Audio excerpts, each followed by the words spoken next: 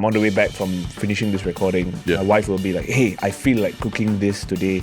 Can you pick up XYZ on the way back? And I'm not carrying my reusable bag right now. So the unpredictability in your life comes from your wife's request. Not just that, bro. What's this, man? What kind of sabotage question is this? Boy, today need plastic bag? I'm like, yeah. Then the guy just takes his bag and goes like, this fella ruining the environment. It does sound like that conflict is in your head. I can't imagine a guy caring that much about your plastic bag. Yeah, this is probably more a me problem than anybody else. Millennials are the least happy. Only 52% say that they're happy at their places of work. And millennials are also the least motivated to go above and beyond. Now you are in this world where your job might be in trouble because of AI. How do we go from playing marbles in the sand to me having a family and potentially not being able to provide for them because of a machine? Before the next episode of the 𝗪𝗲 podcast, here's a message from Folklory. Now, you and I are getting older.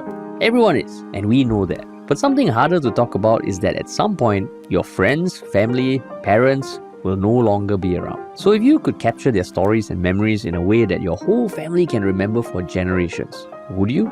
That's what we do at Folklory.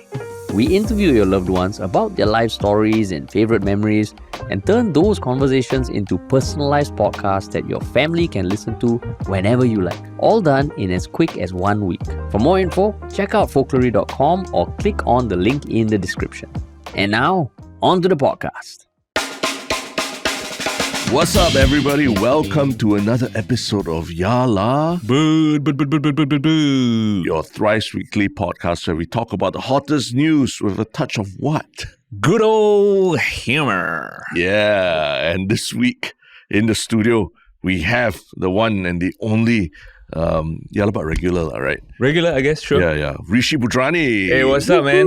Hey, thanks for having me. It's always a pleasure to be the alternate Cindy, the number 2 Cindy on this show. I mean, Harish is still away, so that's why we called on Rishi to come on. Yep. But it's been a while since you've been on the podcast, right? It has, man. Yeah. I mean, what have you been up to recently? It's been an interesting start of 2026. Oh man, I don't know if I should tell a story, but I had a bit of a health scare, man, bro. Oh, is it? Yeah, I had to deal with some procedure. Oh, really? Yeah, I had to go and see a proctologist, bro. Oh, proctologist. Yeah, for all real. kind of backdoor treatment. Oh, shit. Yeah, dot. But now everything is okay. settled. Now, after a few embarrassing moments, where the proctologist told me to get into position and I got into the wrong position. I didn't know there's multiple positions for a rectal exam. Damn. Wow. I didn't read the colorectal 𝗪𝗲 𝗪𝗲. He said, sir, Mr. Rishi is not this position. You just... I mean, if you want to imagine it, is this too much for a start of the it's podcast? fantastic. This is exactly what we wanted. When he said, Mr. Rishi, you just get the position, we'll do a rectal exam. I'm like, let's just get this over with. So, if you've never done this, the position I thought is okay, on all fours lah. Doggy lah. He comes in with a shocked face. He's like, Mr. Rishi, what is going on? This is not a position. You need to turn to your side and bring your knees to your chest. That's all. I'm like, bruh. Could have opened with this. But this guy went, he assumed I know. I'm like... You were excited to like try a new twerking position and all. I mean, I was just like, get it over with now. Please. But yeah, man, that was the situation. That's the start of 2026. Well, I mean, can't imagine how that must feel, like starting out the year like that. But I mean, at the same time, I think you also... People can see you in a lot of places, hanging out with like presidents and Illuminati, basically, of society. What have you been up to, like in that space, in the media space? It's been exciting. I think, I've been trying to continue doing some interesting live work with the Rishi Report. We do a live show now, which hopefully at some point you guys can get on. And this week, right, it's happening. There's one pre-Valentine's post-budget event. So... Pre-Valentine's post-budget. Okay, that means you feel like you're rich enough to go out on a Valentine's date. Or poor enough, don't know, bro. Or you realize that, no budget this year. Oh, yeah. So basically, PM Lawrence Wong starts at 3:30 p.m. By the time he finishes, then I go on at 8 p.m. Okay. So if you want to come and rant about the budget, or if you want to come and listen about our views, come. But what I understand is it's going to be, it's not as structured as what people used to expect from Rishi Report, right? It's a bit more free-flowing and all. That's right. It's just an excuse for me to hang out with some of my comedian friends and just, talk about the month's latest happenings locally, regionally, globally. It's got a touch of improvisation to it, a touch of game show element, and a little bit of just plain straight up stand up. Yeah. Is it going to be a good date though? Like, is it a good date event like idea? Yeah. As in, like, bring your to bring your date. other half, yeah. Can? Or you're going to roast the hell out of all the guys there? I think the idea is that, it is audience participation a little bit. So we try and get the audience to get involved a bit, what they've heard, what they know, what they don't know. Yeah. There's a quiz element also where we give out a prize for the winning team. So it's a really fun night. Couples have come, they've won prizes. I don't know whether they've got together, like married or what after that, but they've come, they've hung out, they've had a good time, and we've been heartened by the feedback enough to do it monthly. Has anyone ever told you that, like, you were the stand-up comedian or whatever that you were performing, and then that's where they met, and then they've become like a couple before? I think God, Really? God. Well, a lot of that. So a couple of these stories were like, we went on one of our first dates to watch you. And some of them is like, we went to watch you and your wife. Okay. And I'm like, y'all still together after that? Wow. Man, you're okay. Good. And they get you to host their wedding or anything? A couple of times that has happened, Really? yeah. I host a lot of weddings, bro. Yeah. In fact, I host so many weddings that through one of the weddings that I hosted, one thing led to another. And just yesterday, I ended up hosting an event organized by the Ministry of Social and Family... Social and MSF, right? MSF, Social and Family Development. Is it? Yeah, something like that, How can it was escaping me? MSF Zoo, the one that Minister Masagos leads. Okay. Ministry of Social and Family Development. Yeah, Yes, that's right. MSF. Correct. So they have this event once a year so far where they gather couples who have been married 50 years or more. 50. 50. Oh, shit. And they all come together and, they give them a nice gift. They treat them to lunch. They give them a certificate, a photograph with the president, and just renew their commitments to each other in front of their families. Oh, you get a photo of the president. You get, at least, so yesterday, there's a few people. Okay, so there's president is one of the presenters. Then there was Minister Masagos. Okay. And then there was acting minister 𝗙𝗲 𝗪𝗺. So they took turns to give out to different groups of people, and president was one of them. He had to leave early, unfortunately, so he did what he could. So there was a batch of people, like one of the oldest, or rather the longest married couple, 67 years, bro. Oh, shit. Wow. Yeah. Wow. So that was pretty cool, I thought. It was good to be a part of that. Yeah. Because I'm only 10 years, man. How long have you been married? 10 years. 10 years, right? Yeah. I mean, 50 is, wow, achievement. Even if we can imagine it, I'm sure our wives can't, I'm sure our wives are listening going like, 50.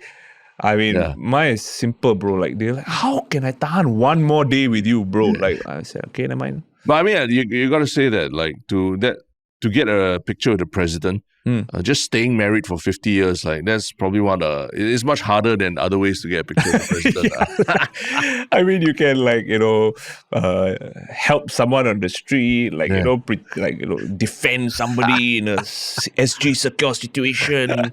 But that's easier than being married 50 years. This president is like, well done. Yeah. We are proud of you. Thank you very much. Compared to, like, firefighter and everything. That's the easy part, bro. But were you able to survive 50 years with your partner? Man, if you could do that, come, president has something for you.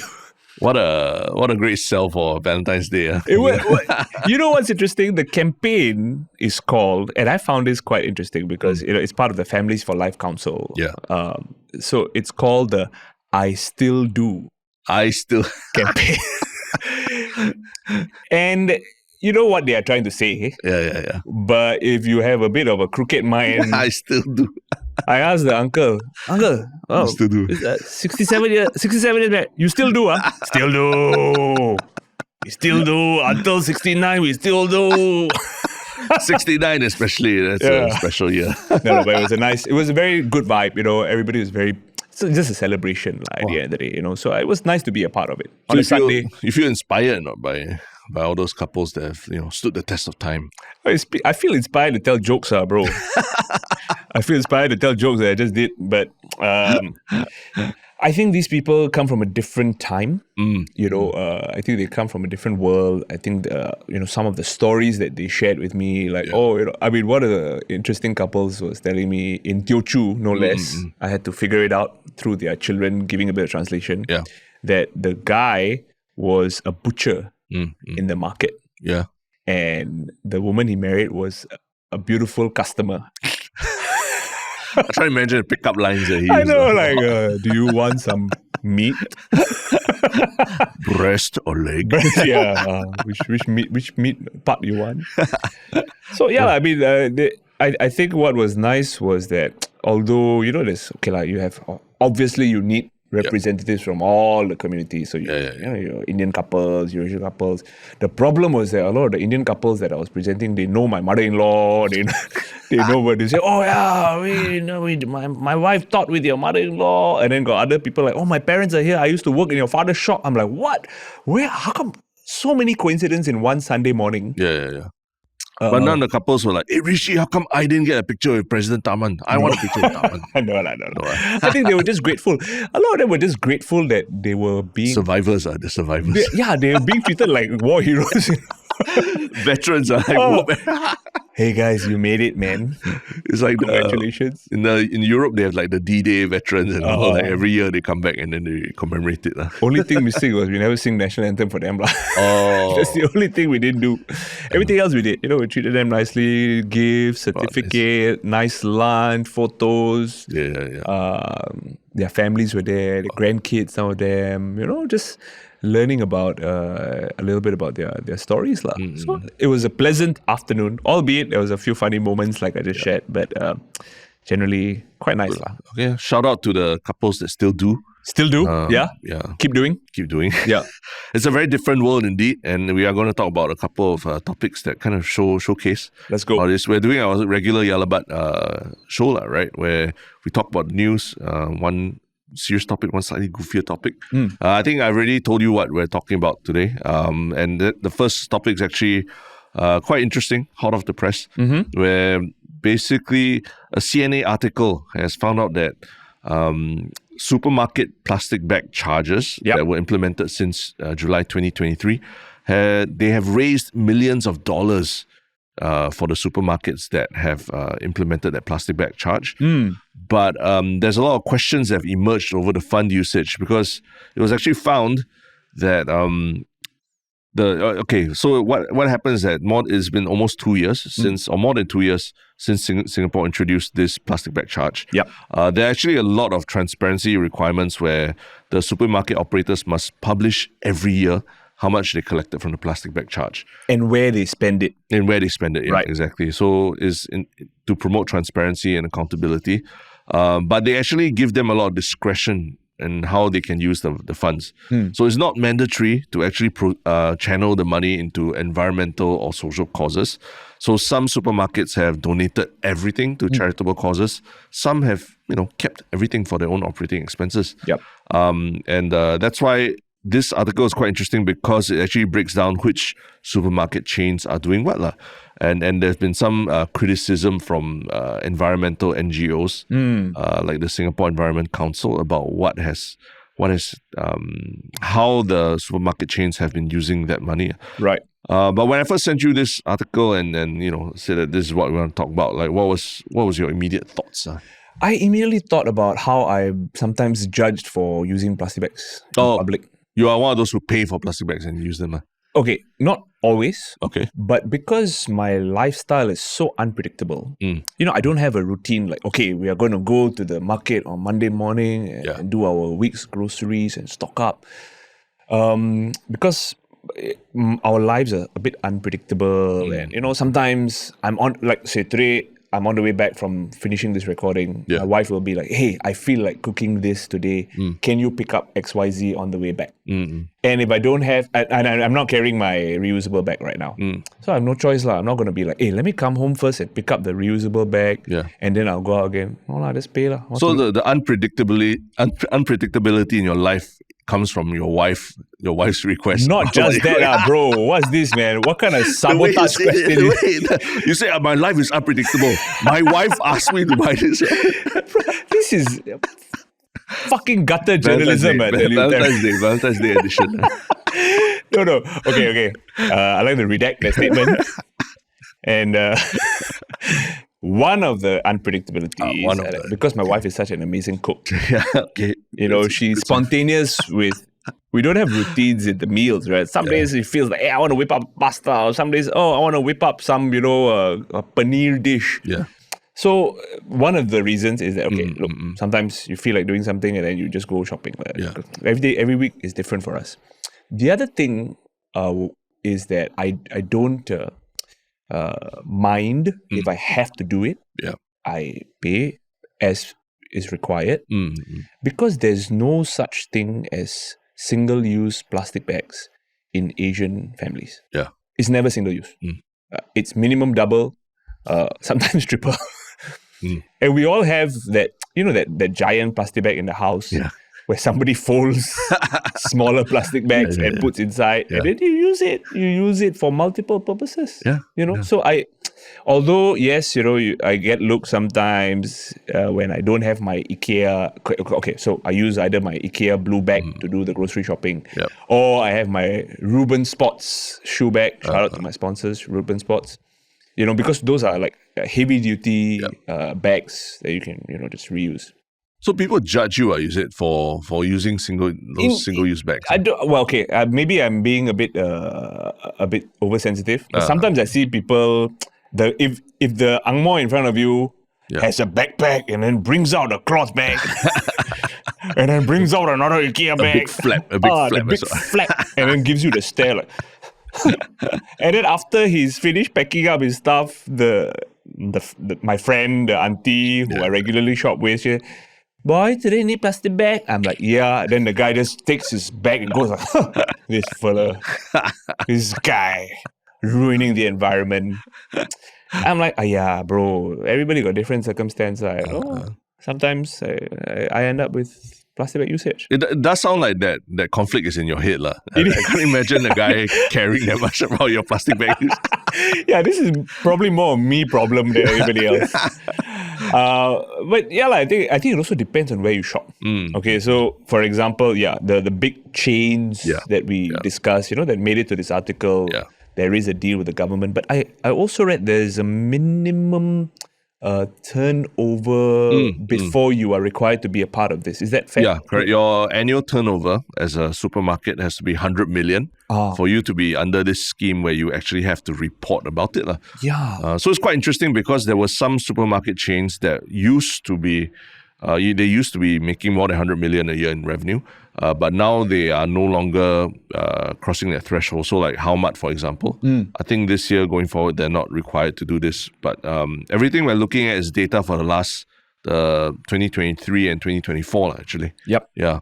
But the interesting thing is, the amount is not small. It's for the full year of 2024, the total proceeds from plastic bag charges is $6 million.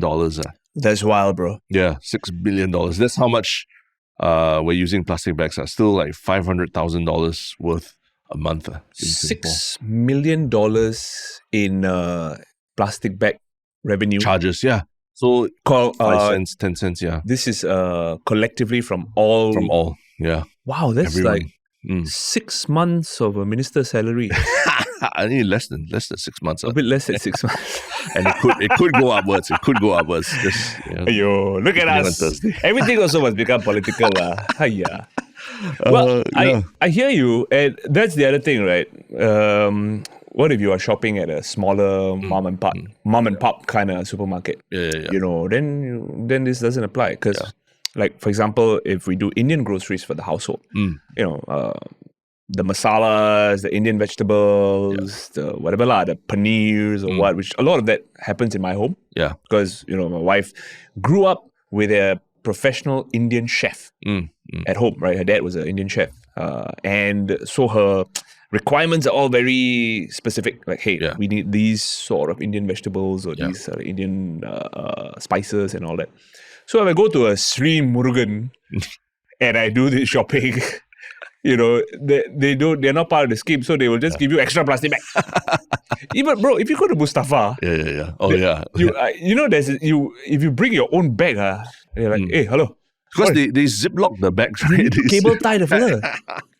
So, to prevent shoplifting, right? Yeah. So I think that's maybe a bit of a logistical difference in some of these supermarkets that happen.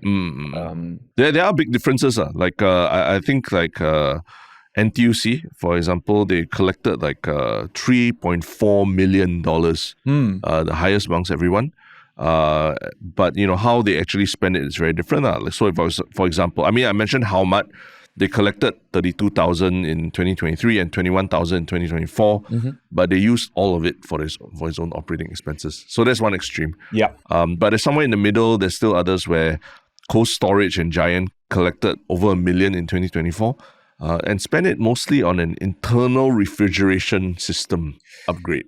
Which they claim, or rather the PR team or the comms team says that is actually meant for the environment. For the environment? Yeah. So, how do you feel when you hear that the amount of money that you are, the 10 cents that you're putting for plastic bags is being used to, whether it's to pay for the operating expenses or to, upgrade the internal system in the supermarket? Wow, yeah, that's a grey area. I hear you.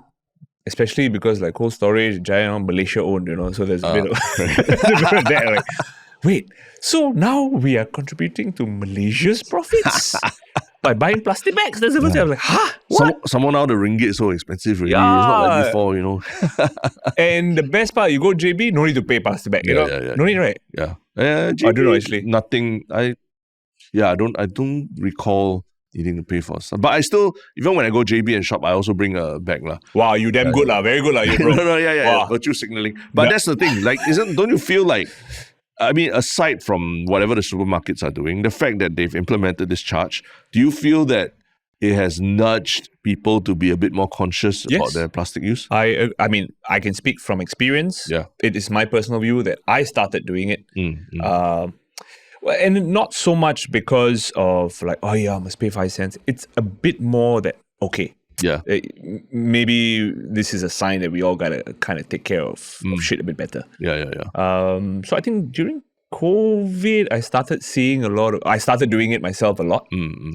Because at that time, it was very regular. Like, okay, you get one person can go, and you go one day, you get whatever you need. So it's very predictable, regular. You have your bag ready, stand by, go and do. But I have seen that there has been an uptake. A lot more of this is going on. The practical concerns, in my view, in terms of just practical logistic stuff. Okay, let's say you got a reusable bag, no problem. You can put your dry stuff inside. But what about your fish and your meats? That one, there's actually a loophole. You can wash you want to wash the bag? No, as in there's a loophole at the supermarkets. Okay. So you only pay for the plastic bags when you check out. Okay. But the transparent ones to put the avocados or the meat. Don't give it away. Sorry. Oops. That's the little life hack that everyone still uses, right? No, but I'm saying that, that all that is something that, you kind of don't take note of. And you shouldn't abuse, of course. But I'm saying that practically, if you need to put fish inside a plastic bag, and you need to put your fish inside a plastic bag. Correct. If you need to weigh your broccoli, you need to put in a plastic bag and weigh because you need to go and get the label of how much it is and all that. But you did say something that is quite true, that I think now, if anything, it has made people more intentional in their bag usage. So I also do plan to go to the supermarket now, and then I'll bring like a bunch of bags. And even if I forget to bring a bag, I will find a way to fit it into like pockets and stuff. I fit dragon fruit inside my bag before and all. Small stuff, all no problem. I'm talking about those big hauls. Okay. And that is also maybe, it's a sign on how horrible my planning is maybe as a household. Like I don't plan properly, then suddenly I have to buy detergent on the way home, means that something is cock up already. It's a good workout. You carry in your hand and everything. Doing it, no choice. But again, consciously trying to, like you said, being intentional about it and being a bit more cautious about the bag usage and the planning. I've seen that not just personally, but Yeah. with people around me as well. Yeah. So I mean I am a bit I wouldn't say disturbed lah, but I find it quite disappointing that not all the supermarkets used the proceeds for charity or even just upgrade your own refrigerator system or something. At least go in that direction lah, you know. When you hear that it's being used for operating expenses, I'm like, huh? Then it becomes like a double dip, right? Like where you probably have some corporate social responsibility thing you are supposed to do already. And then you charge the consumer money and you take it and then now you're using it to pay for your own expenses. Yeah. It's kind of crazy. We just kind of, I mean, that's the way, if you look at it in that way, that means we are just kind of helping their profits increase. Exactly. Yeah. But actually the only place where I felt like people really judge me for using plastic bags is actually overseas. Interesting. Traveling in like Germany or Western European countries. Yep. As a, you go there as an Asian person, then you just want to take the plastic bag, then they give you this look and you need to pay money. I felt that very dirty looks there before. Have you? Do you think it's because you're Asian or because you took plastic bag? They're a combination of both. I'm sure you've had your experiences traveling in Europe also. Right? I don't know. I think I might have shared on a previous episode. There was some little Germany, right? Yeah, some little town in Germany where it was really like. It felt like. Do you remember that scene in Inception where you as a dream sharer go into someone's mind, and then the subconscious starts looking at you because they know that you are different from the rest. They start being suspicious. I felt like that, Were you carrying plastic bags at that No, point? it was just me and Cheryl, and we were just on we missed the connecting train, and we just ended up stuck there for a while because the train came on a different platform and nobody was being... they were not being very forthcoming, I got to say. It's like a little middle ghetto town in middle Germany, and I was convinced it was a race thing. Some people started randomly shouting at us for like pressing the lift button. Shouting at you. So one lady lost the shit because we pressed the button, then there was no light. We were not sure whether it was pressed or not. Press one more time. Then the lady from the back started like going off on us in German, but the only word I heard was kaputt, kaputt. I think she was trying to say you're going to make it kaputt, you're going to spoil it. But you press so much, you make it kaputt. So I was like, that's not cool, man. And it was like a few seconds first interaction, and I'm like, I'm done, bro. I mean, but it's probably only going to get worse based on how things are happening in the world now. It is, man. It's truly unfortunate. I guess if you look at it from a showbiz perspective, comics who want to go to the States and tour. Oh man. Yeah, you don't get arrested. Thinking twice, bro. Yeah. I mean, I have so many people that I know in the US right now who I sincerely not really, I don't really like them. Trying to give their address to ICE. Oh. Get them on that worst of the worst, the Department of Homeland Security list, alongside 𝗪𝗻. This fella, when he was in Singapore, he tried to be funny. Now he go US, I think it's time to give his address. Is that how it works? Like I don't know. I think people joke about it a lot. Yeah. But I think it might be real, man. It might be how people you sabotaging. Yeah. It's like doxing people and all that. I don't know. I mean, see, my understanding of what's going on is very limited because I've not been in the country ever since this has become a major issue, which is probably since Trump's re-election. The last time I went to the US was 2023, and it was New York City, it was Vegas, it was LA. I didn't feel unsafe. Okay. I felt okay.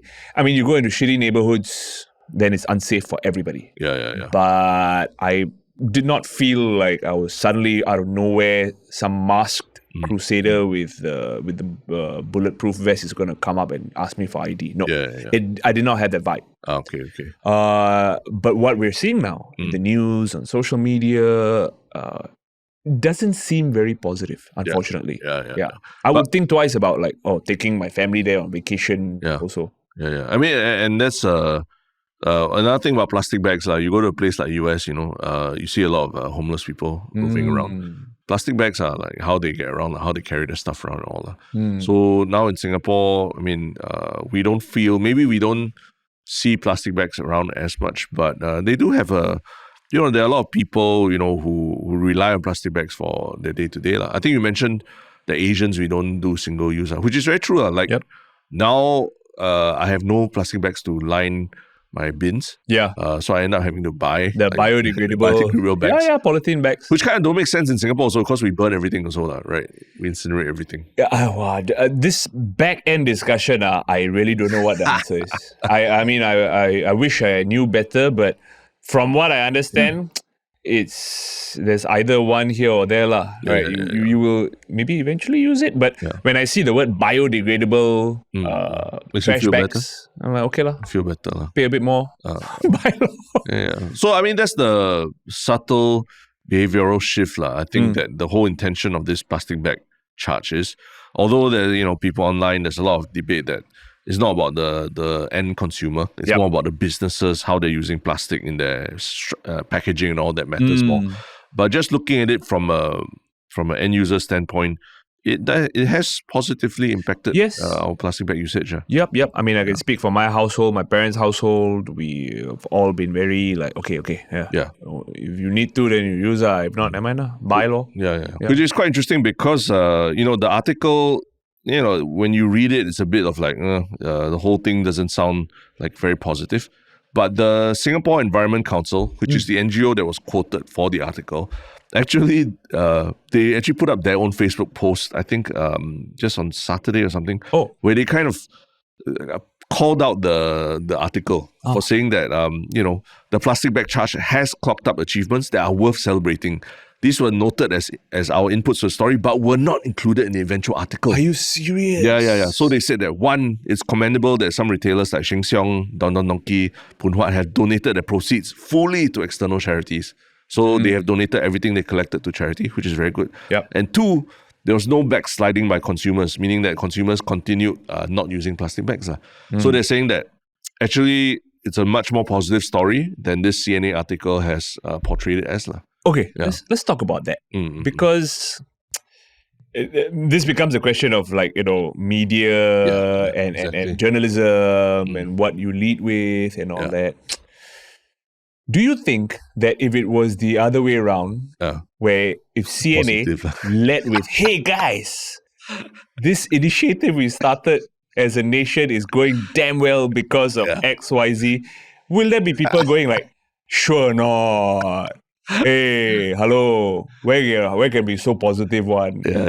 So sometimes I feel like, so I don't know because I'm not the journalist covering this and, we haven't had the benefit of doing the full deep dive. Yeah.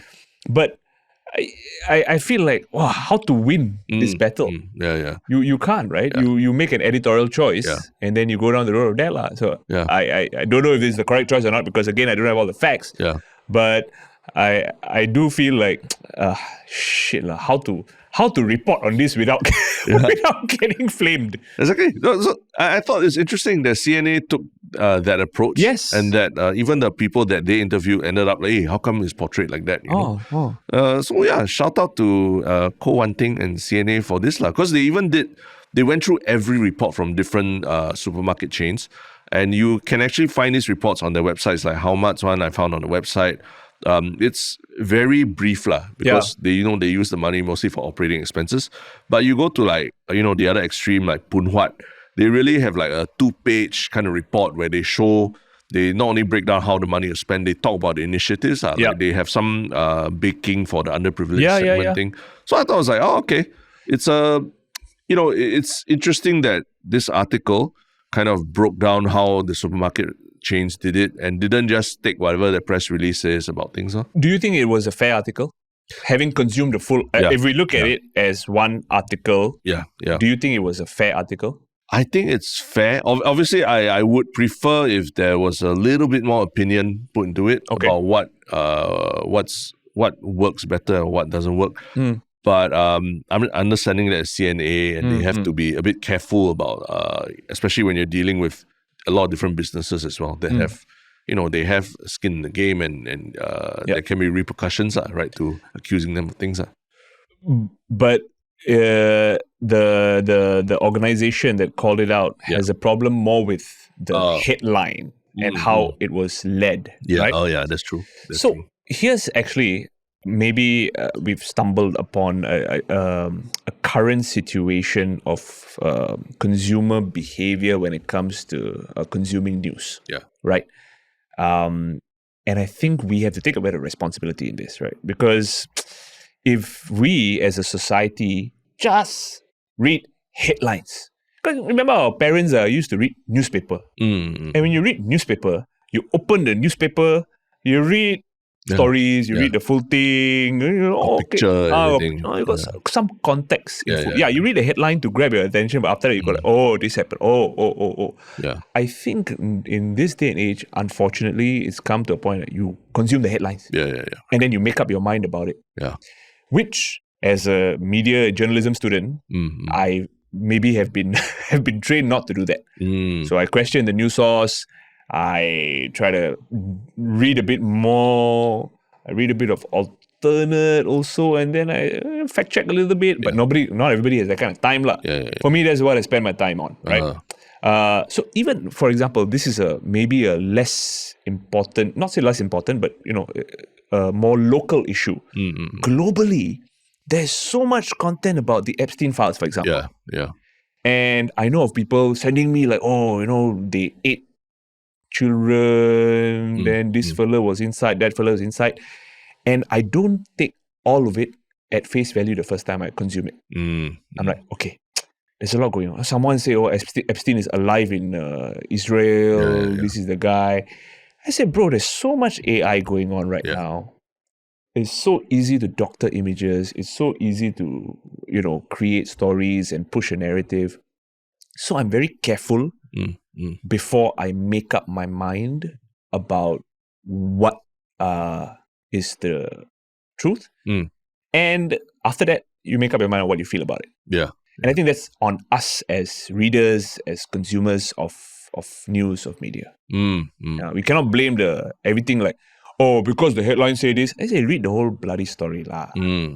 Sorry. I mean, I'm not defending any journalists here, but I'm just saying that as a whole, media needs to be responsible about what they put out. Yeah. Don't be clickbaity and don't, try to do whatever it takes to sell your publication. Yeah. But as readers, we have to meet halfway and also do a little bit of work and go like, okay, what am I consuming? Where is it coming from? Is there truth in this? Do a little bit of work lah. Yeah. Well, I think that your monologue just made Professor 𝗟𝗏 𝗏𝗃 shed a tear. It's like, I have trained him well. Well, he trained me well enough to steer me away from being a journalist in Singapore. It's like, I think, Rishi, you fit better as a comedian lah. You don't belong in this world. Sorry. You don't fit. But I thought you made very good points there. That there's a lot of people jumping to their own conclusions about this plastic bag thing already. And the CNN article did make me look deeper into it. I guess one question I would have is why is it not mandated that supermarket chains should be channeling all this to charity, right? Maybe, bro, this is the next parliamentary question. For COS, or maybe that is all filler already. Sorry, I don't know. I mean, small amount, like we said, less than 6 months of minister salary, but still, 6 million can go a long way. I think it can, bro. It can get you quite a bit in this country.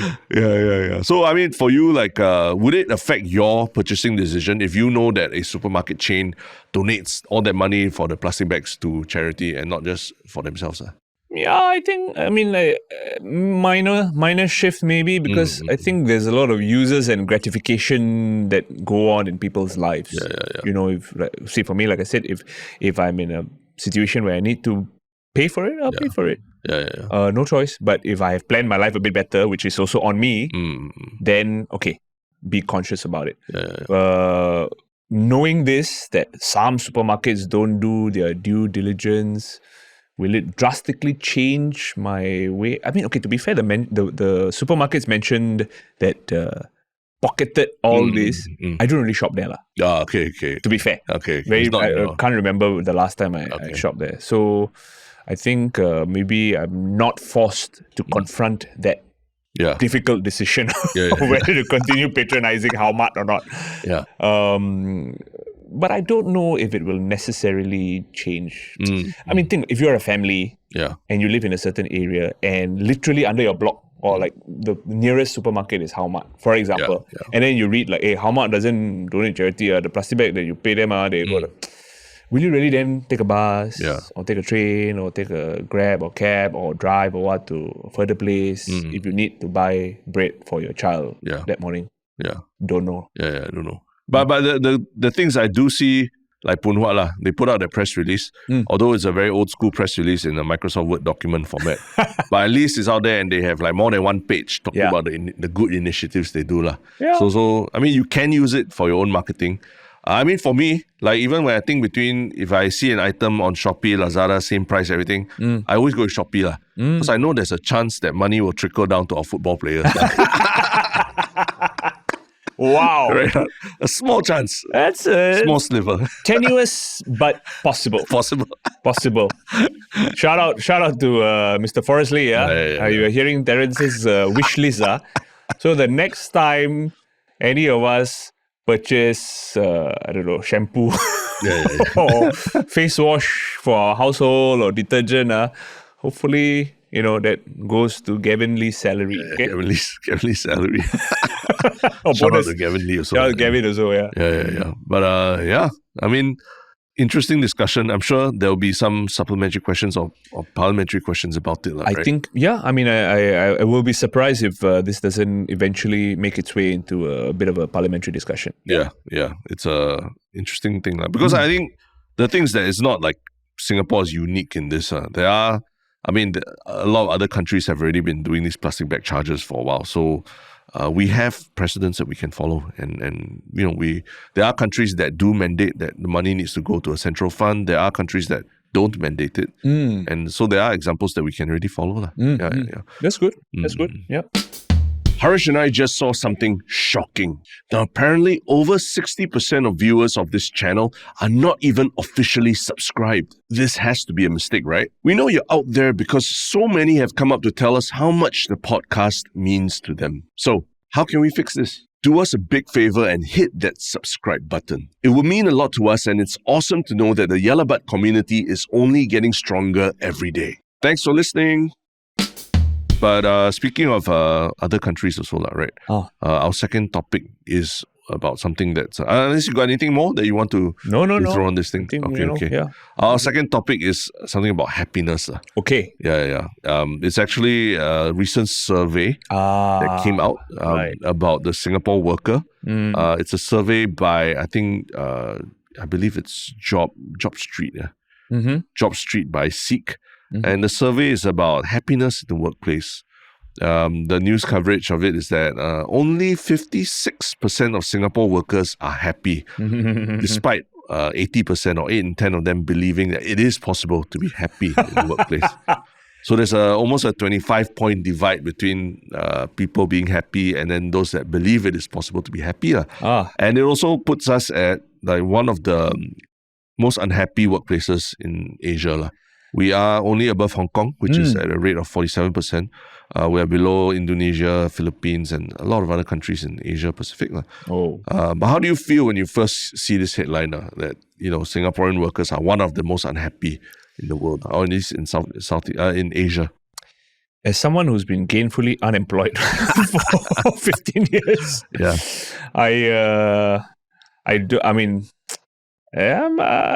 I am always very cautious about these surveys, especially happiness surveys for Singaporeans. Yeah. It's never accurate. I've never met any Singaporean who read a happiness-related Gallup poll or survey and went, yes, that reflects how I feel. So I don't know who's doing these surveys, unfortunately. So remember there was a time where we were voted the most unhappy nation in the world back in the 2010s that period. Is it unemotional or unhappy? Unemotional. and then there was unhappy, and then a few years later, suddenly we were the happiest children, or happiest country. I lost track because I read so many of these surveys that eventually said nothing.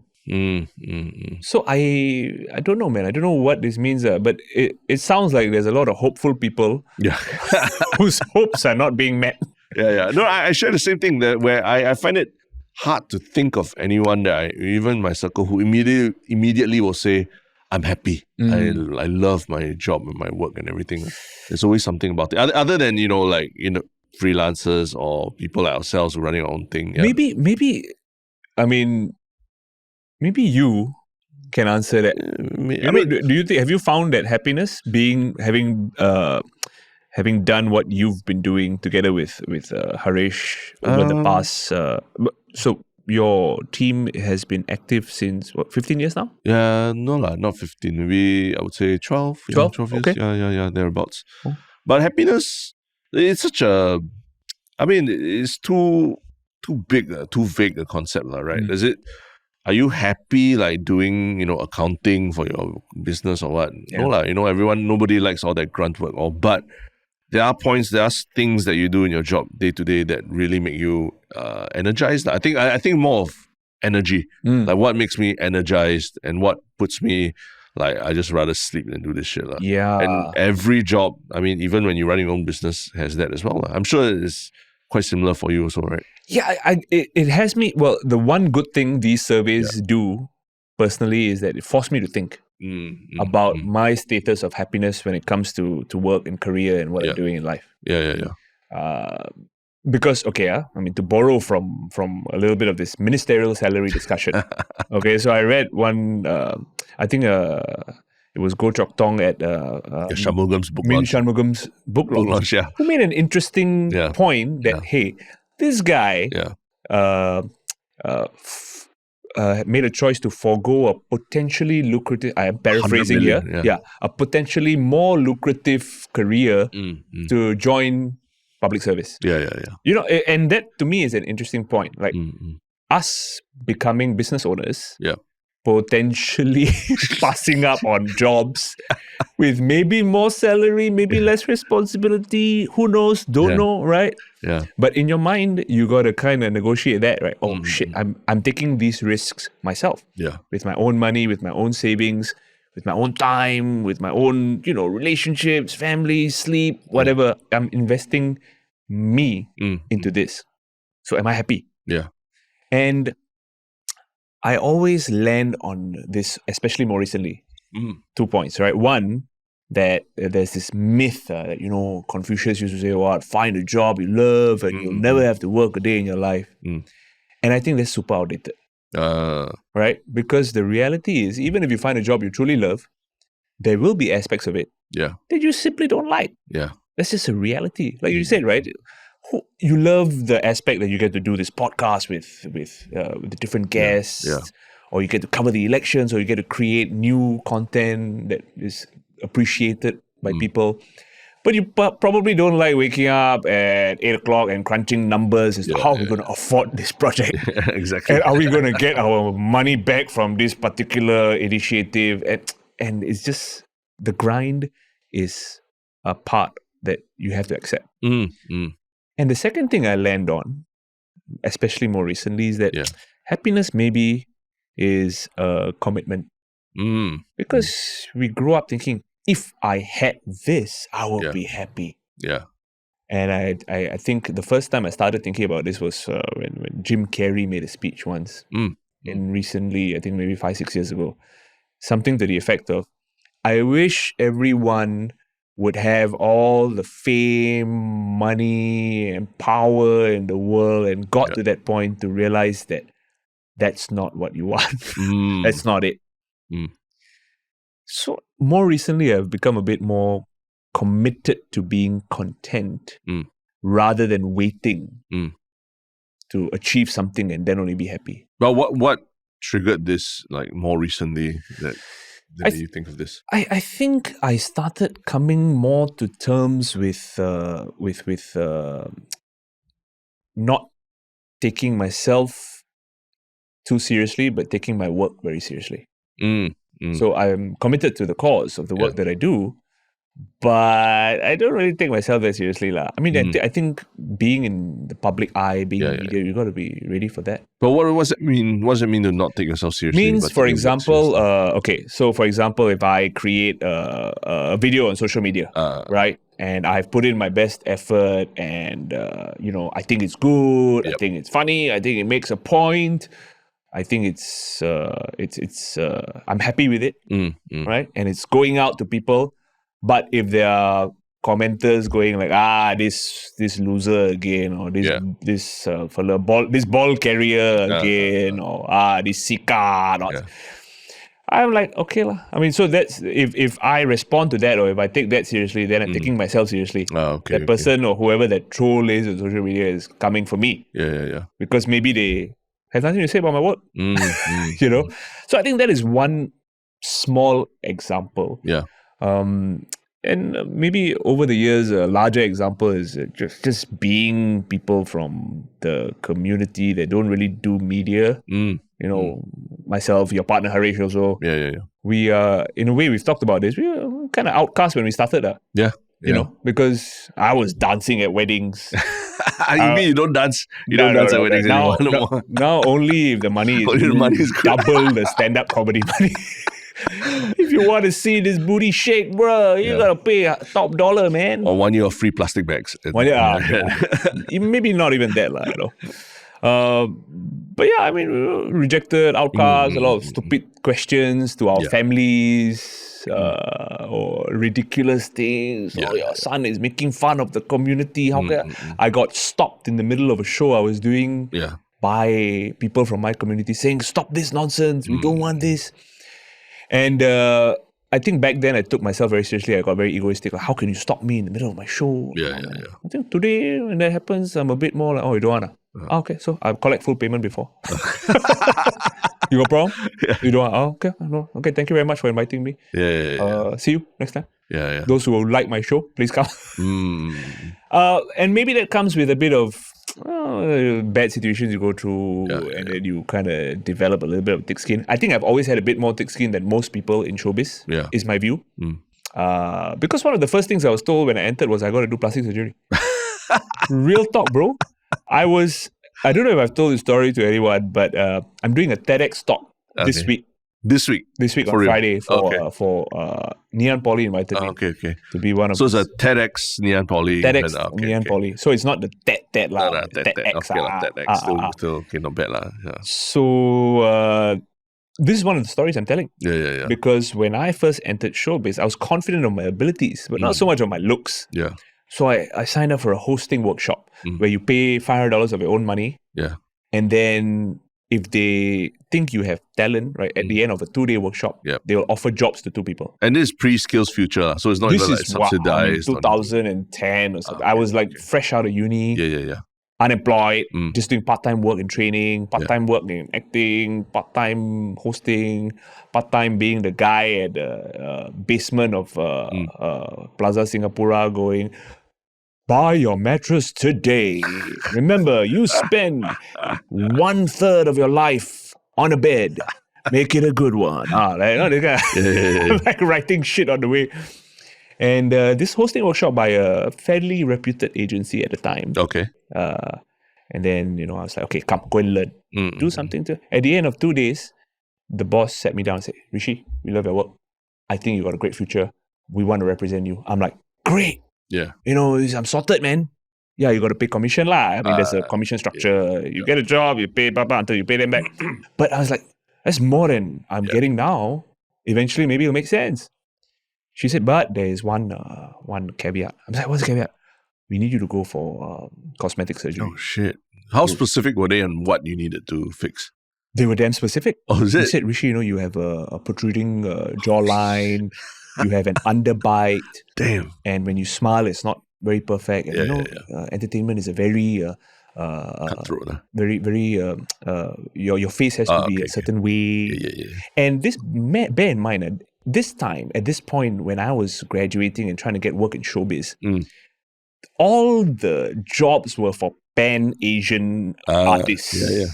Or if you speak Mandarin, Yeah. or we want Pan-Asian, Eurasian. I mean, basically they wanted like people who can pass off as, Italian. Henry Goldings. I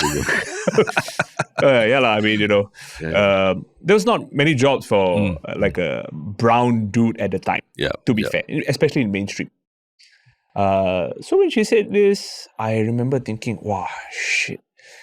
And I entertained the idea for a while, I thought about it. I'm like, oh, that means 6 months, I cannot do anything. Then you have to wear braces for 2 years, and then you got to drink out of a straw. Yeah.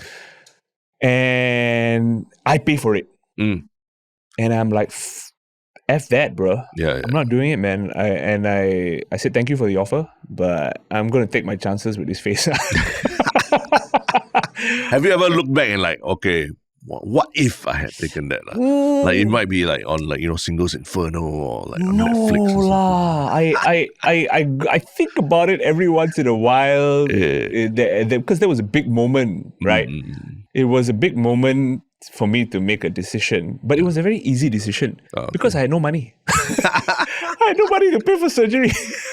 So it wasn't even like an option. It was like, I mean, look, if I was a billionaire, and I know of people, I know of friends, acquaintances who had similar facial structure. I knew them in secondary school or college or whatever, and I know that they eventually went for an operation and they look very different now. But I just didn't choose. And again, no, everybody does it nowadays. What Botox go Thailand, go filler, go this surgery, that surgery. And I'm like, okay, if that's what floats your boat, but it was not what I chose to do at the time. So when I went down this path, I'm like, okay lah, this face, if it gives me what it gives me, it gives me lah. But it might be a generational difference, right? Like you said, like our generation and our parents, I'm sure, there was a lot more like frowning upon like surgical procedures on yourself and all. But now you see, I mean, maybe because of Korea and the K-pop and everything, everyone's much more accepting. They're accepting, right? In fact, there are people who blog or vlog about like their whole journey, and they're happy to just wear the bandages in public and all. It's hair transplants, for example. Once upon a time, you'll be damn secretive of it. Now you go Istanbul, and the flight back from Istanbul to the UK, right? All the men have the bandages on their head. It's like the whole flight, everybody has done that. I saw some videos on some news channel about this. And I know of friends who have gone to Turkey to do it. Because they specialize in it or something. I think they were from what I understand, they were one of the first movers to create a fairly successful surgical treatment in that area at least. But now I know of friends who have done it in Malaysia. Go KL and do it. Yeah. So I don't know how effective was the difference. I'm guessing it's definitely cheaper overall because of you don't have to fly to Europe to do it, So maybe there is a sense that we're all becoming a bit more open with surgical alterations of our physical appearance. It just wasn't what I subscribed to at the time. But I mean, all these years in showbiz, if you, now, you got a bit of budget and everything. If you had a choice to do something, right? Is there anything that you would even... Now it's even harder. Now? Why even harder? Because you don't want to take time away. I got no time. I mean, I'm busy. I'm busy, busy, working. I'm busy trying to be happy. I'm busy trying to find purpose and meaning and, create meaningful work that I can leave. So, I'm quite lucky also, I got a woman that loves me for this face. I mean, I got men who throw themselves at me occasionally in the right bar. So I'm like, okay lah, maybe this is this is okay for me lah. I don't regret that decision. Because very quickly, I would say maybe in the first 2 years of me doing stand-up and hosting, after rejecting that offer, the same organization came to me and said, hey, Rishi, we saw you doing XYZ. Actually, we might have some work for you. Why don't you come back and then we can work it out, And you came back and the person had like, the face was like plastic surgery, No, but the catch was, you still go back and then if you get a job, you still give them commission. I'm like, you pushed me out when I needed to learn and now I've learned how to figure my shit out. Why am I going to come back and pay you 30% of this job that I will hustle to get on my own? So maybe that early lesson was one of the reasons where I was forced to be my own business manager, my own lawyer in a way, my own marketing team, my own comms team. Yeah. Which I don't recommend. I mean, I think when you start any business, you got to do a bit of everything lah. But eventually, you should get to a point where you start delegating it to people who do it a bit better than you. Now, fortunately, we're in a place where we have someone who handles accounting. We have someone who handles social media. We have someone who can manage. We have someone who does some of the things for us. So I think if I had to sum up this experience, I would say if I was unhappy about a lot of things early on, wow, jalat, bro. Yeah. You've got to dig yourself out of a deep hole. Yeah. So that you rejecting that agency is kind of like the equivalent of like Mark Zuckerberg. He wore slippers and went back to like the VC that rejected him at first and said like, fuck you. That's the equivalent. I mean, I don't think I was so bitchy about it. I was a bit like, thank you, I appreciate it, but never mind, don't worry about it. I think, yeah. Okay. I wish you all the best, but I think I got to figure this out on my own right now. Yeah. So it's okay. I mean, no hard feelings. We ran into each other in the past. I don't think they're active anymore. Okay. To be fair. Oh, you've outlived them, basically. Well, it's business, man. You know, people will come and go. But yeah, so coming back to the topic of happiness at the workplace, right? Yeah. I will say it's very difficult to be completely happy. But I think, in a purely philosophical way, you need to make a commitment to be happy, lor. Then you will start seeing, okay lah, everything these are the positive things. Yeah. If you start looking for the negative shit, then unlimited, bro. Yeah. But speaking of, we talk about generational differences. I mean, I read the article and it's very similar thoughts where happiness, is very subjective. But quite clearly, between generations, there's a difference. Millennials, that means those aged 30 to 44, are the least happy. 52% of them say they're only 52% say that they're happy at their places of work, and millennials are also the least motivated to go above and beyond. Wow! And this is in contrast not only to baby boomers who are by far the happiest, but even Gen Z. Even Gen Z are happier than millennials at work, which I was quite surprised. You hear of like lying flat or quiet quitting. You think that's a Gen Z thing, but it seems like us millennials, we're the ones who are like bitching about everything. Why do you think it's the case that millennials are such negative group? If I had to fathom a guess, purely listening to the data that you're sharing, I would say it might be a case of, again, you can see in a positive way, this generation of millennials. This is a weird statement, but I identify as a Zennial, which I think is a bit different than millennial. Zennial? That means you think you're Gen Z, border Gen Z? No, border Gen X into...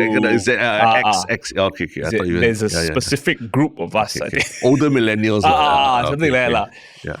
So I think the challenge is that this generation grew up in the middle of everything. Yeah. Where you saw, if you look at it positively, you saw a world without the internet. Yeah.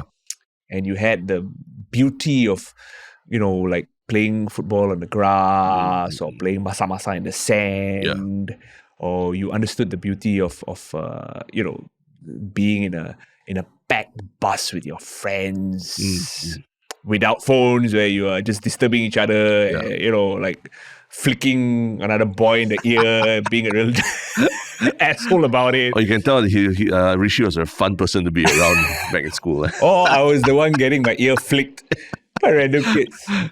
You remember that time, which was a bit simpler, right? Yeah. And then now you are in this world where your job might be in trouble because of AI. Machines. And you might be in it, what the hell just happened?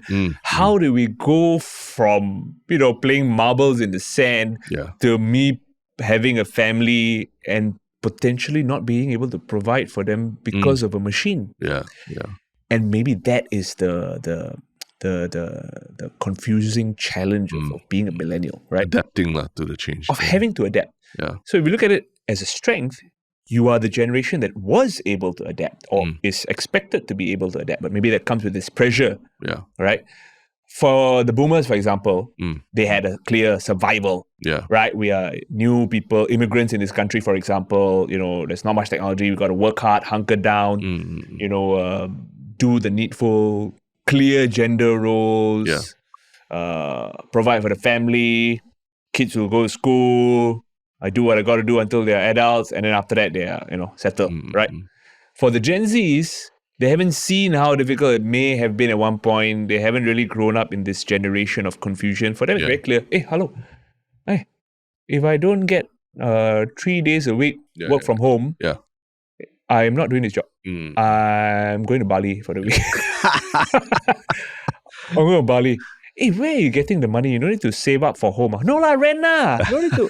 Millennials are like, no, we need to save up for home, man. We need to buy the first BTO and you make whatever, 80K, 100K from that. Then we can upgrade to a nice, bigger flat or condo. In a way, you're saying that millennials, we have those expectations that every generation before us had as well. Yeah. But we're realizing, hey, based on what things now, we just can't. Not realistic anymore, maybe. Maybe it's not realistic.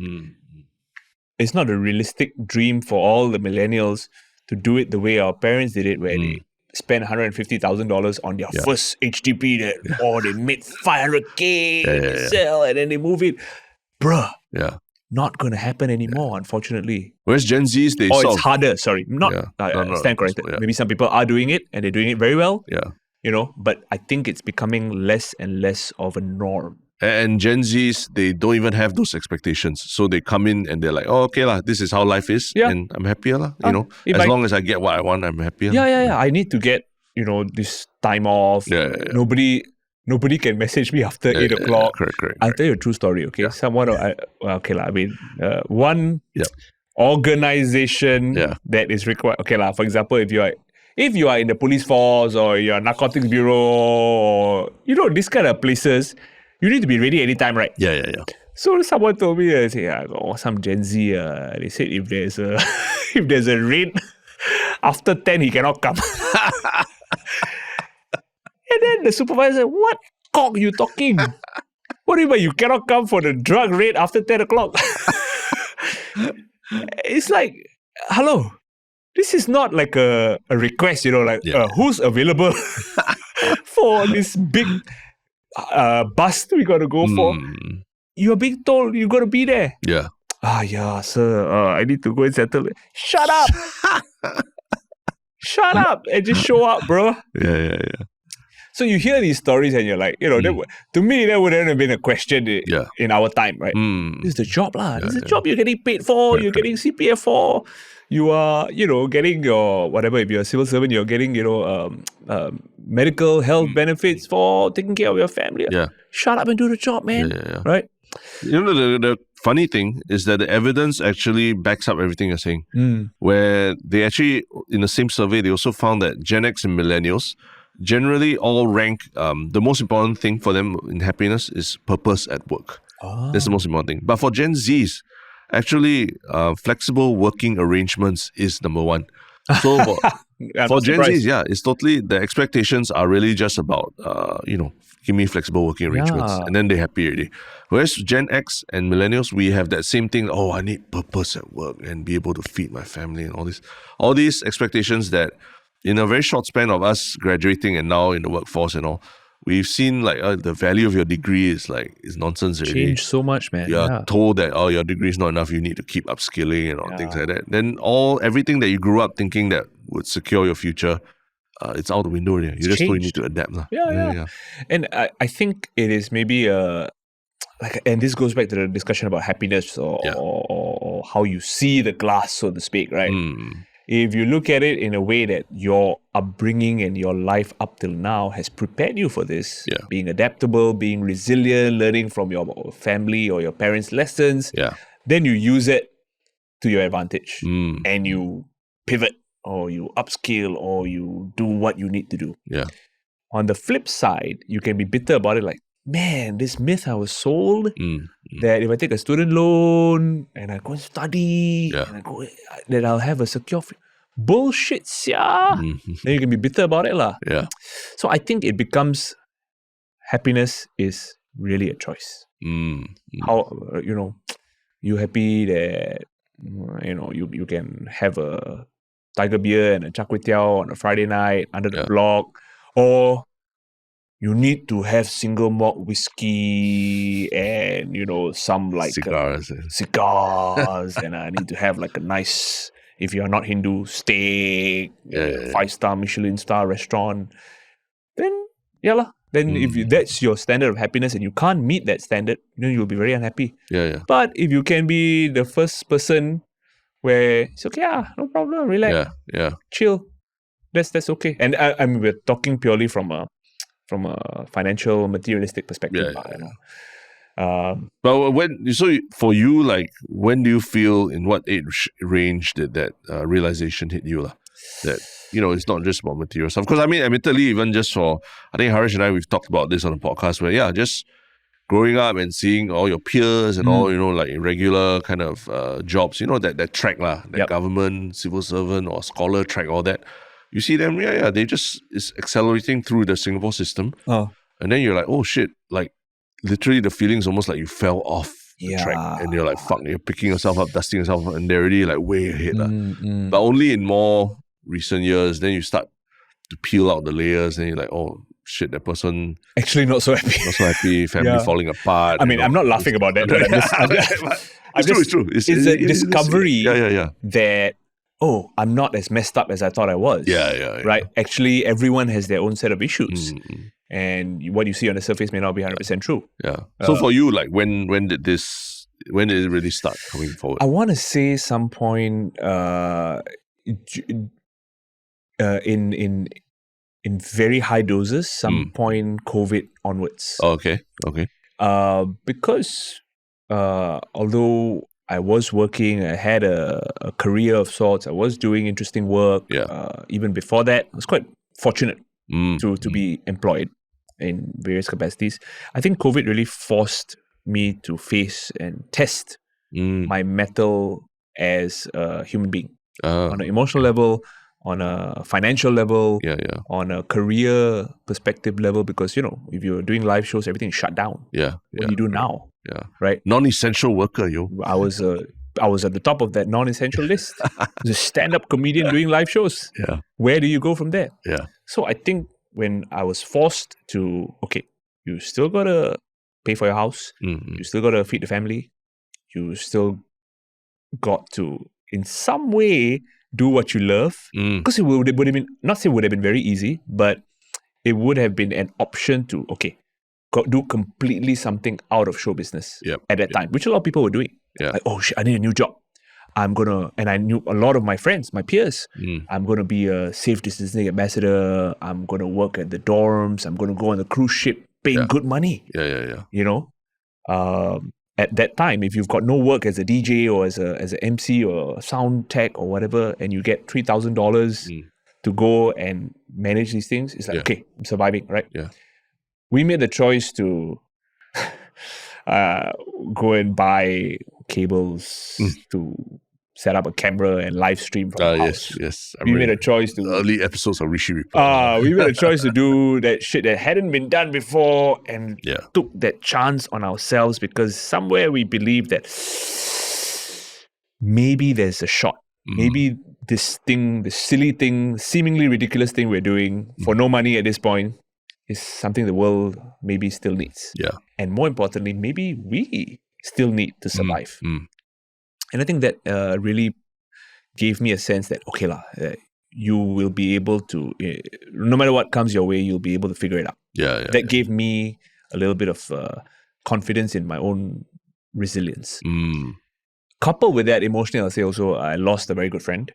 Unfortunately, passed away very young and forced me to confront some realities of my own. And then somewhere in that whole time, I was given a very important life lesson by an old friend who's a comedian as well. His name is 𝗵𝗫 𝗪𝗏. Older gentleman. I think I've interacted with him before. You have? You might have. He was teaching comedy at NYU in Singapore. And we got very close because he was not just like a friend in the comedy scene. He was like a life mentor. And I remember I was going through a really shitty phase over a few years, and he gave me this bit of advice. He said, 𝗪shi, think of it this way. When you are old and there are two doors in front of you, right? And you open one door, that is a room full of your fears. Yeah. The things that you thought you were afraid of. And if you walk in many years down the road, a lot of those things you probably laugh at. Like, what? I was afraid of this. I was afraid of talking to my parents about my career choice. I was afraid to tell this person that we may not work out as a relationship. I was afraid to take this chance on myself. Fears. Yeah. He said there'll be another room full of regrets. And when you open that door, regardless of how much time has passed, that room will be screwed up. And with more time, it gets even worse. Yeah. So he said, whenever you are in a position where you're afraid of doing something, do it first. Because you don't want to be in a situation where you fill up the other room. Yeah. Because that's going to mess you up with no way out. And that, I think about that every now and then. You know, I tell it to young people. You know, I remind myself whenever I'm afraid of doing something, taking a step. I always go like, am I going to regret not doing this? Because if the answer is even like not sure, just do first. Do first. See how later. And I think to answer your question in a very long, convoluted way, it was in this phase of a lot of difficult challenges on a personal level, on a global level, on an emotional level, and with a lot of support from the people I loved. My friends, my family, my partner, my parents, who kind of, you know, let me take some risks, make some mistakes, screw up a little bit here and there, and then figure it out. Yeah. It's a long journey, lah. I think that's what. I think you yourself, ourselves as well. You know, we've been in this for quite a while. And just realizing that everyone's sort of on their own different journey, and there's not many ways you can compare. So lah. It's just it's just that in Singapore, because your neighbor or you know that either that old friend from school lives down the road or whatever, it's bound to meet up and there'll be comparisons lah. But I think you got to keep your eye on the destination lah, right? You and that will always change. Even though you feel like, oh, maybe this was it, and then you realize, hey, shit. We're creating these new roads. That never existed before. Exactly. You're paving new roads. You're paving new roads, right? And that's, I mean, you don't have to give yourself a pat on the back about it, but you're just like, okay, you know, if there's no roads and you're building them, it's much harder to just driving down a road that exists. So don't be too hard on yourself.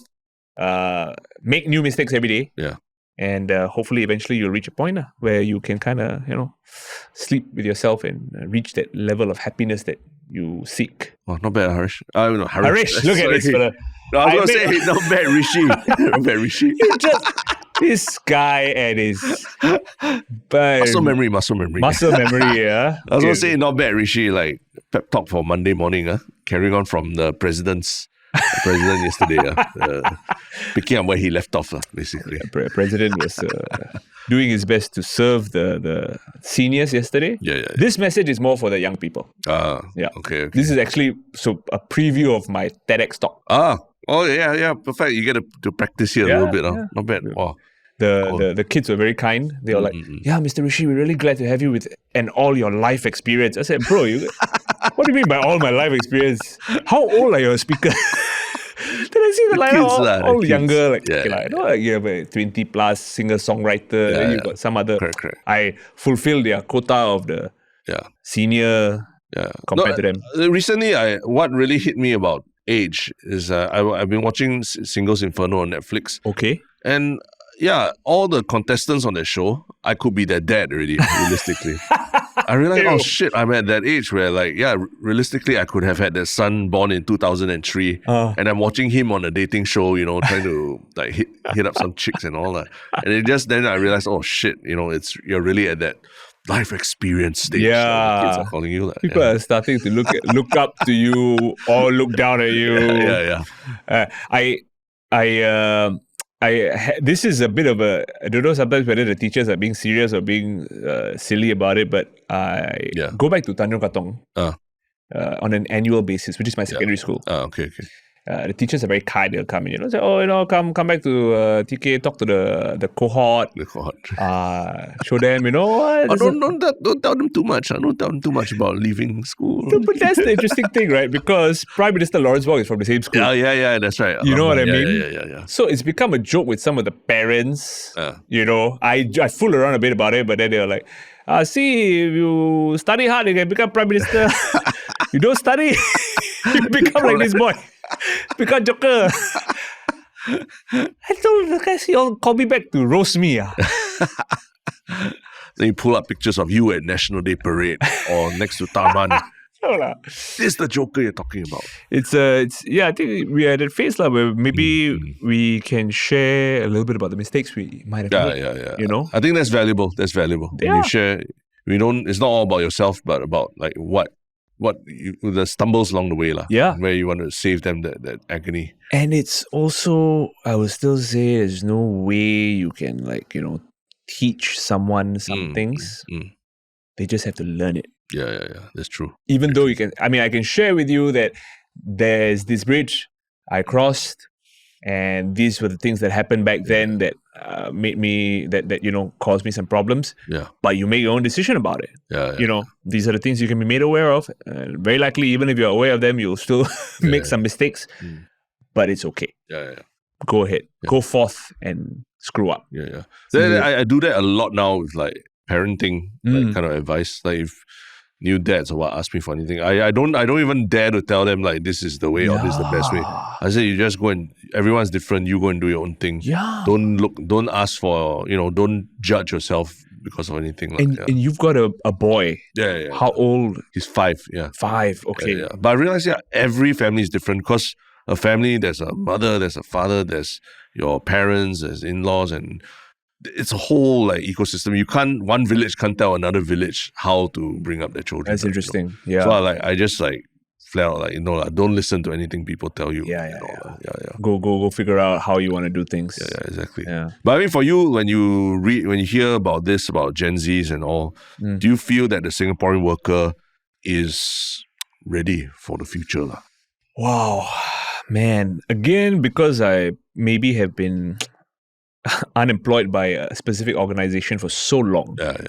It makes it a little harder for me because I don't do the day-to-day, right? But I go into a lot of offices and I meet a lot of people who are employees of banks or civil service or ministries. And I see a wide gamut, right? Because everybody needs to have a D&D. Yeah. Right? There's no discrimination there. From I've been into logistic company all the way to exit sign producer to forklift all the way to ministry. And I do see that that the committees are always represented by a diverse group. Oh, okay. And you see the young people are always a bit more like, let's try this. And then you have maybe the more seniors like, maybe the budget a bit difficult to manage this particular, but good idea. I like your idea. Man, I think it'll be a different world. It'll be a different world for sure. I think what is useful is if we can somehow exploit is the negative word, but leverage off of their strengths. Yeah. The next generation's strengths. Whether that means trying the different thing, whether that means allowing them the flexibility to go and thrive. Yeah. And then you get the best out of them. Or whether it means allowing them to create new industries, like how social media or the influencer industry was literally created against all mainstream media, right? Yeah. And now that's a proper taxable business. Yeah. So I think, while there's an instinct to come in and let's see how we can regulate this, let's see how we can fix this, or let's see what we can do to control, curb these challenges. I think maybe there can be a phase where let them just be. Yeah. And then see how. Right, and then we kind of course correct, to use a very corporate term. We course correct along the way. Yeah. No, it's true. And it's very in line with what you say about You got to pave your. Some people are paving their own paths. Yep. I think this generation of young people. Like last week, I went to the air show as a media guest, right?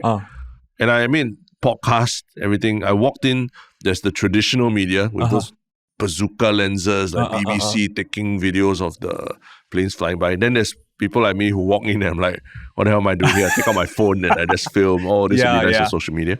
Then there's a bunch of like very young people. They're not even from any news organizations or what, but they, of their own accord, apply for media passes. Yes. But they have actually been following the aviation industry for a long time on their own social media and things like that. And they're also in the same room as media. Yeah. Like media. Yeah. So I'm like, wow, these guys they're daring, they're not like me who's like, oh, can I? Got permission. They just do. But they have something to back up. They have photos, they have their own websites, whatever, to back it up. And I'm like, wow, that's something, our generation probably would have been like, we wouldn't dare to tread, just put ourselves out there. Yeah, and I think it's a damn good point because there's so many Gen Zs or this generation of young people who are going on side quests.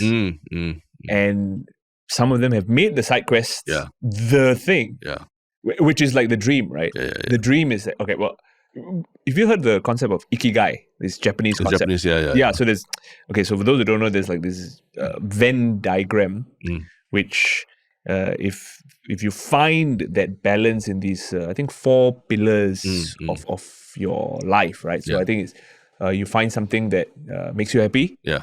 You find something you're good at. You find something you can get paid for. Yeah. And something that the world needs. Yeah. And if you are at the center of this Venn diagram, bruh, that is the dream. That's where you find ultimate balance, ultimate happiness. Maybe going on these side quests, making your own content about aeroplane and air show, and then showing up right side by side with mainstream media that's backed by millions of dollars, you only with your iPhone, maybe that's the way to find ikigai in the long run. Wow. I don't know. Is that a slide on your TED Talk? No, but now it will be. Now I think we just workshopped it a bit more. But very specific, only got 18 minutes. So I got to trim the fat, make it very clear. Just flash it on the screen. But that's true, it's true. It's I think it's a Japanese concept that, a lot of people have. I think they're all trying to find that balance. And then for us, it's taken a lot of experimentation to, find it. I think for young people, they don't have that typical blueprint to success, but at least they have these concepts that they can use to, deal with the uncertain world ahead. And it really helps, I think, being in Singapore, that conversation we had about not having the same burden of expectation that I need to have whatever $300,000 down payment to buy a house, or I mean whatever your goals are. I need to have X amount of money to buy a car. We have almost, as a society, successfully priced Gen Zs out of the burden of expectation. It's a favor that we've done to them. We have made shit so expensive that they've just been, no, forget it. Go Bali, work remotely. I'm going to create my... I read this story about, I forget what it is, but I think it's about meme coin, where some young kids became millionaires overnight by creating this meme coins. Of something, I think it was of President Trump walking away with the penguin. Something. This was a few weeks ago, the story. And news broke that, some young people made this meme, and then we all try to hustle and everything. They all made one meme and then it became millionaires overnight. Again, this the verification of it needs to be. It's yet to be verified, but I saw the news break over a few outlets. So I was interested by that. I'm like, that potentially could be truth, right? You are following things that you do that you love. It's the same with a generation of people who created YouTube channels. Right? Exactly. They just film their whole lives. And then they end up getting as a family, their whole kids, their whole lives are now sponsored. Yeah. And people want to sit down and watch them just exist. But whether that makes them happy, that's another Don't know lah. question. I'm sure when they began, Yeah. when they began their journeys, it was something that made them happy. Yeah. Whether it still does, don't know. Yeah. Because we all know YouTuber burnout and all that. It's very real So, documented. When you started, it was something that was truly like, I love doing this. Yeah. But then, don't know lah. Down the line, maybe, well, maybe it's the same as an artist or a singer or a production house or a theatre company, for example, in recent times. You know, like Pandemonium announced that they're gonna wrap up things. That hit hard emotionally for me because they were my first job as my first musical that I did after graduation was with Adrian and 𝗓𝗓. I see. So when I heard the news, I was quite, it was emotionally quite challenging. Yeah. But I think what you can understand as an artist is that they said, if we want to make this decision on our own terms, that we're going out with a bang, on a high. Yeah. You know, we're not going to wait until we cannot afford to do anything. Yeah. Write it out, suffer this, suffer that. Then we say, I think they have made a choice from what I understand from the media that, we reached a point where we think we wrap this up, pursue other stuff. Yeah.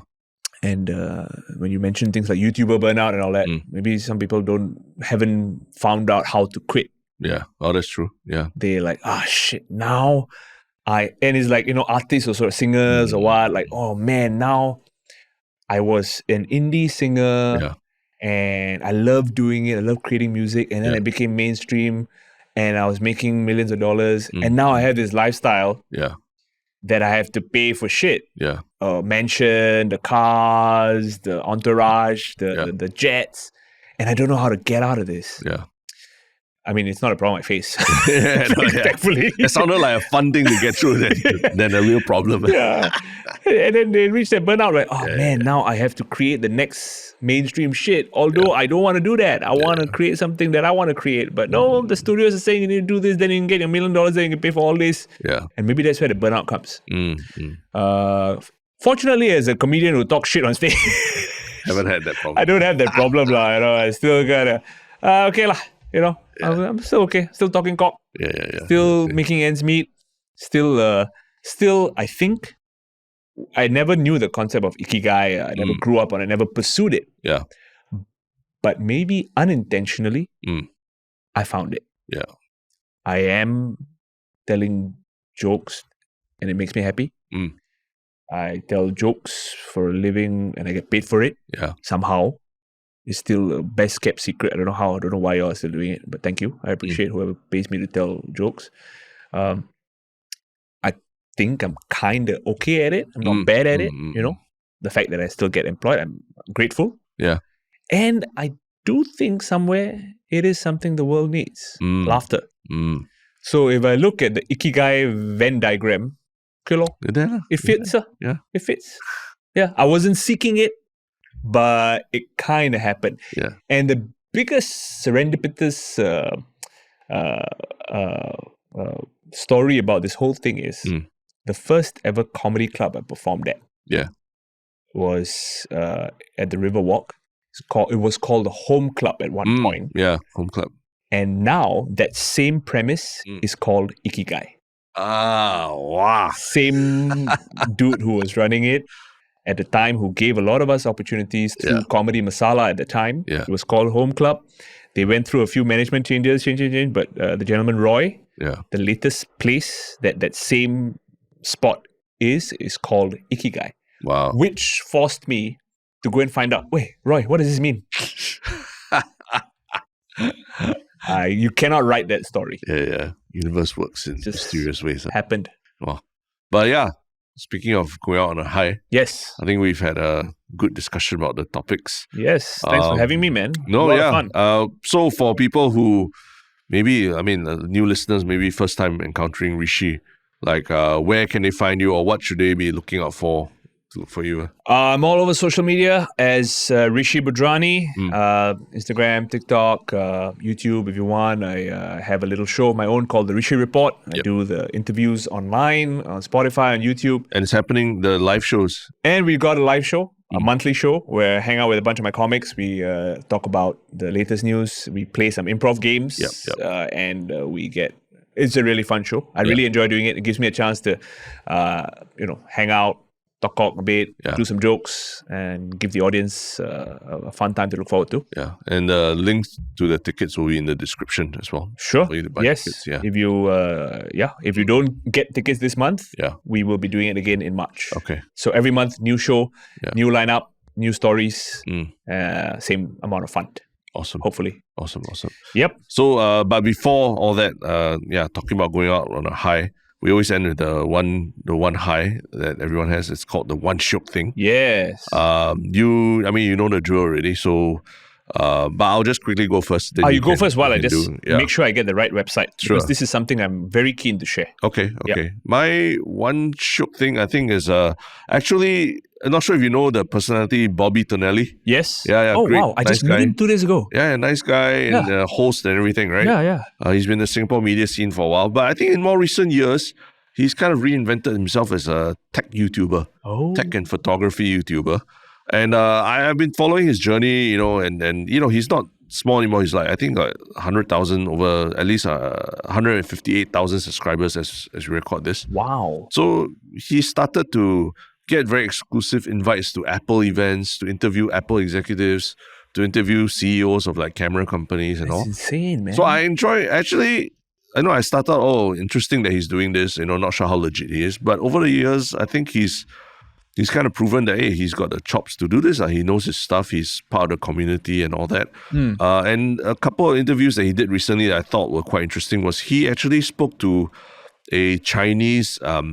the boss of a Chinese camera lens company called Light Lens Lab. Okay. And, there's basically this white dude, 𝗏𝗏 𝗏𝗏, talking to this Chinese, guy who doesn't speak English. And there's a translator going between them. But I thought it's interesting because, I don't know, maybe because 𝗏𝗏 𝗏𝗏 has been in Singapore, he understands that brash American way of like talking to Asian people. Doesn't work. Yeah. So he's a lot more respectful of the person. He encourages introspection of the person he's interviewing. And even though they're not speaking the same language, but he brings that same type of interview style to it. And I think they open up quite a bit. And, rather than being very like, oh, why am I talking to this white guy? They open up a lot about, their own personal interests in photography and all. And he's able to tease that out of them that I don't see when I see like American YouTubers interviewing the same people. Yep. And so I'm starting to really enjoy like him just as a tech personality going out there and interviewing these people like that. This is so coincidental because on Friday night, I met him in person for the first time. Oh, first time? Oh. As in I've been in audience where maybe he's hosting an event or maybe he's been, seen online or what. But for the first time we met, we say hello to each other because I was doing comedy for some traffic police partners event. Okay. And he happened to be a guest. I see. Yeah, so it was very interesting. He got to see me do a corporate show and die on stage for a few minutes. No, I didn't die. Okay. A corporate show is not where you want people to watch you for the first time. You know what I mean? Yeah, because it's like a bit of a dial down, clean, friendly. It's a sandbox you have to play within. Yeah. But good, man. I will definitely check out 𝗏𝗏's YouTube channel. I had no idea about this, unfortunately, because I don't follow the tech space as closely. Yeah, but I respect any Singapore personalities that go out on YouTube or social media and like sort of build something. Agreed. Completely different from what they used to do, and it's not about just them being good looking or anything. Yeah, it's the side quest that he made the main quest. The main quest. Yeah. Exactly. Okay, great. No, thanks for sharing that. What I would like to share is an organization that I came across. Okay. Which is called, their website is limitless.sg. This is a non-profit organization that helps youths with mental health. Yeah. So it is one of those places where if you are a young person and you are unsure whether you need counseling,